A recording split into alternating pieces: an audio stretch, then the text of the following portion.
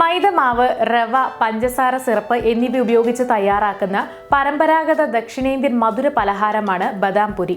ദസറ സമയത്തൊക്കെ വളരെ പ്രസിദ്ധമായിട്ടുള്ള ഒരു വിഭവം കൂടിയാണിത്. തയ്യാറാക്കാൻ വളരെ എളുപ്പവും അതുപോലെ തന്നെ കഴിക്കാൻ വളരെ രുചികരവുമായിട്ടുള്ള ഒരു വിഭവം ആയതുകൊണ്ട് തന്നെ വീണ്ടും വീണ്ടും കഴിക്കാൻ നമുക്ക് തോന്നുന്ന ഒരു ഡിഷ് കൂടിയാണിത്. അപ്പോൾ വളരെ എളുപ്പത്തിൽ എങ്ങനെയാണ് ഈ ബദാം പുരി തയ്യാറാക്കുന്നതെന്ന് നോക്കിയാലോ? നമുക്കായി ഇന്നിത് പരിചയപ്പെടുത്തുന്നു ചന്ദ്രിക.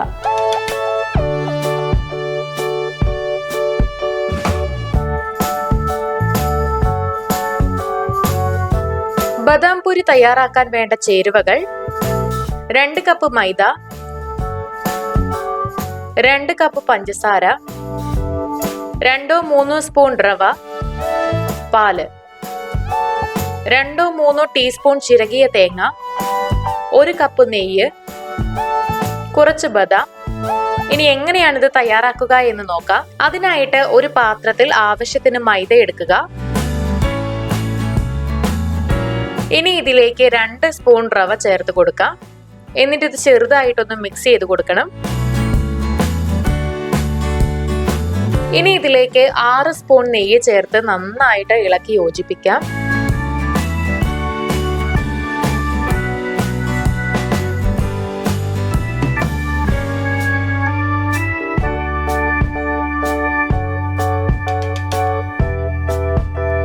ഇവിടെ ചെറുതായി ഒരു നനഞ്ഞ പരുവത്തിന് നമുക്ക് ഈ മാവ് കിട്ടിയിട്ടുണ്ട്.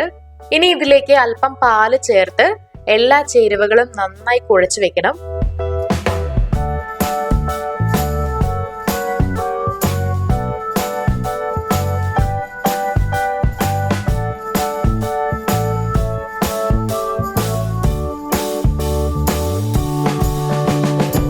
നന്നായി കുഴച്ച് ചപ്പാത്തി പരുവത്തിനാക്കി വെച്ചിട്ടുണ്ട്.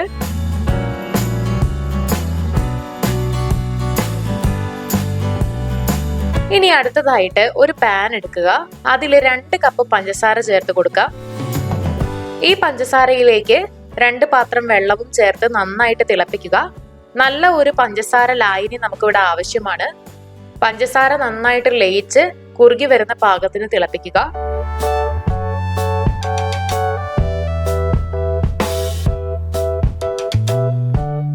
ഇവിടെ ആവശ്യമുള്ള പാകത്തിനായിട്ടുണ്ട്. ഇനി ഇത് മാറ്റി വെക്കാം. ഇനി ആദ്യം കുഴച്ചു വെച്ചിരുന്ന മാവ് ചെറിയ ഉരുളകളാക്കി എടുക്കണം. നല്ല സോഫ്റ്റ് ആയിട്ട് ഈ മാവ് വന്നിട്ടുണ്ട്. ഇതുപോലെ എല്ലാം തന്നെ ചെറിയ ഉരുളകളാക്കി എടുക്കുക.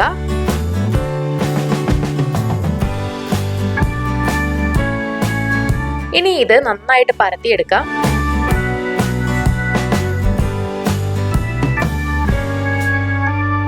വൃത്താകൃതിയിൽ പരത്തിയെടുത്തതിന് ശേഷം ഇത് മടക്കി ത്രികോണാകൃതിയാക്കുക.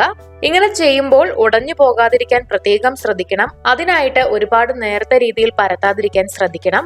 ഇതുപോലെ തന്നെ എല്ലാം നമുക്ക് പരത്തിയെടുക്കാം.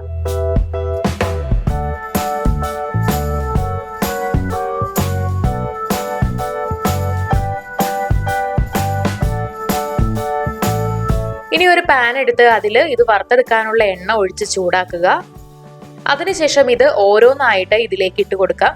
എന്നിട്ട് സ്വർണ്ണ നിറമാകുന്നത് വരെ നന്നായിട്ട് വറുത്തെടുക്കുക.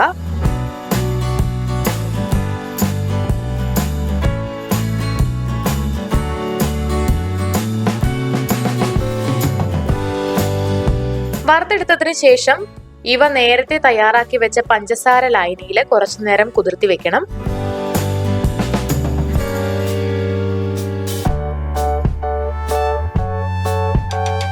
നന്നായി കുതിർത്തിയ ശേഷം ഇതെടുത്ത് ചിരവിയ തേങ്ങയിൽ നന്നായി പൊതിഞ്ഞെടുക്കുക. വളരെ ടേസ്റ്റി ആയിട്ടുള്ള ബദാം പുരി ഇവിടെ തയ്യാറായി കഴിഞ്ഞിട്ടുണ്ട്. ഇതൊന്ന് കഴിച്ചു നോക്കുകയേ വേണ്ടൂ. വീണ്ടും വീണ്ടും ഉണ്ടാക്കാനും കഴിക്കാനും ഒക്കെ നിങ്ങളെ ഇത് പ്രേരിപ്പിച്ചുകൊണ്ടേയിരിക്കും. ഇതിനു മുകളിലായിട്ട് നമുക്ക് ബദാം വെച്ച് കൊടുക്കാം.